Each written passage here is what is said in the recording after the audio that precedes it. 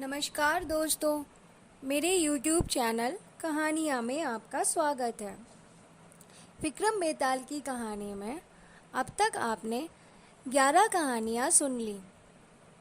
आज विक्रम बेताल की 12वीं कहानी की शुरुआत करते हैं। यदि आपको यह कहानी पसंद आए तो इस चैनल को लाइक, सब्सक्राइब और अपने दोस्तों के साथ शेयर ज़रूर कीजिएगा। तो चलिए इसकी शुरुआत करते हैं।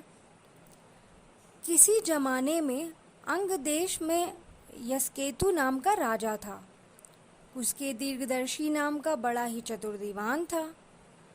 राजा बड़ा विलासी था। राज्य का सारा बोझ दीवान पर डालकर वह भोग में पड़ गया।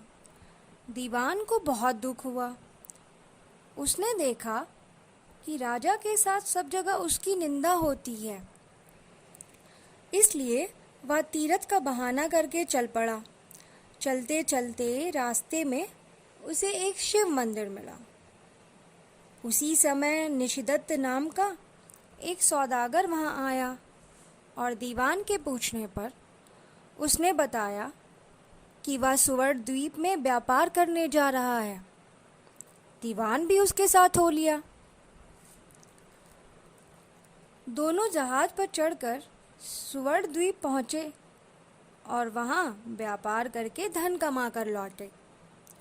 रास्ते में समुद्र में एक दीवान को एक कल्प वृक्ष दिखाई दिया। उसकी मोटी मोटी शाखाओं पर रत्नों से जुड़ा एक पलंग बिछा था। उस पर एक रूपवती कन्या बैठी वीणा बजा रही थी।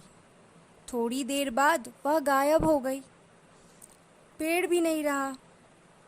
दीवान बड़ा चकित हुआ। दीवान ने अपने नगर में लौटकर सारा हाल कह सुनाया। इस बीच इतने दिनों तक राज्य को चलाकर राजा सुधर गया था और उसने विलासिता छोड़ दी थी।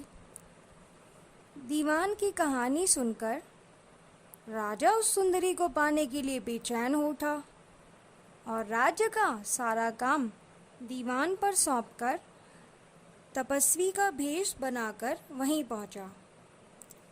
पहुंचने पर उसे वही कल्पवृक्ष और वीणा बजाती कन्या दिखाई दी।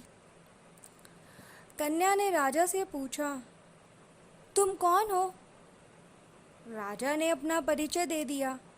कन्या बोली, मैं राजा मृगांक सेन की कन्या हूँ।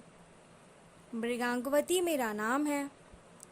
मेरे पिता मुझे छोड़कर ना जाने कहाँ चले गए। राजा ने उसकी यह बात सुनकर उसके साथ विवाह कर लिया। कन्या ने यह शर्त रखी कि वह हर महीने के शुक्ल पक्ष और कृष्ण पक्ष की चतुर्दशी और अष्टमी को कहीं जाया करेगी और राजा उसे रोकेगा नहीं। राजा ने यह शर्त मान ली। इसके बाद कृष्ण पक्ष की चतुर्दशी आई तो राजा से पूछकर मृगांकवती वहां से चली। राजा भी चुपचाप पीछे पीछे चल दिया। अचानक राजा ने देखा कि एक राक्षस निकला और उसने मृगांकवती को निगल लिया। राजा को बड़ा गुस्सा आया और उसने राक्षस का सिर काट डाला। मृगांकवती उसके पेट से जीवित निकल आई। राजा ने मृगांकवती से पूछा कि यह क्या माजरा है? तो उसने कहा, महाराज, मेरे पिता मेरे बिना भोजन नहीं करते थे। मैं अष्टमी और चतुर्दशी के दिन शिव पूजा यहाँ करने आती थी। एक दिन पूजा में मुझे बहुत देर हो गई। पिता को भूखा रहना पड़ा। देर से जब मैं घर लौटी तो उन्होंने गुस्से में मुझे शाप दे दिया कि अष्टमी और चतुर्दशी के दिन जब मैं पूजन के लिए आया करूँगी तो एक राक्षस मुझे निगल जाया करेगा और मैं उसका पेट चीरकर निकला करूँगी। जब मैंने उनसे शाप छुड़ाने के लिए बहुत अनुनय की तो वह बोले, जब अंग देश का राजा तेरा पति बनेगा और तुझे राक्षस से निगली जाते देखेगा तो वह राक्षस को मार देगा। तब तेरे शाप का अंत होगा। इसके बाद राजा मृगांकवती को लेकर नगर में आ गया।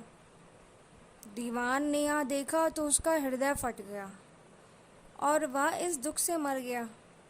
इतना कहकर बेताल ने पूछा, हे राजन, यह बताओ कि स्वामी की इतनी खुशी के समय दीवान का हृदय फट गया। राजा विक्रम ने कहा, इसलिए कि उसने सोचा कि राजा फिर स्त्री के चक्कर में पड़ गया और राज्य की फिर से दुर्दशा होगी। राजा विक्रम का इतना कहना था कि बेताल अपनी शर्तानुसार फिर से शमशान वापस लौट गया और पेड़ पर जाकर लटक गया। राजा ने शमशान जाकर बेताल को अपने साथ लिया तो रास्ते में बेताल ने राजा विक्रम को दूसरी कहानी सुनाई। दोस्तों, विक्रम बेताल की ये 12 कहानी आज यहीं समाप्त होती है। यदि आपको यह कहानी पसंद आए तो इस चैनल को लाइक, सब्सक्राइब और अपने दोस्तों के साथ शेयर ज़रूर कीजिएगा। आप सभी का बहुत बहुत धन्यवाद।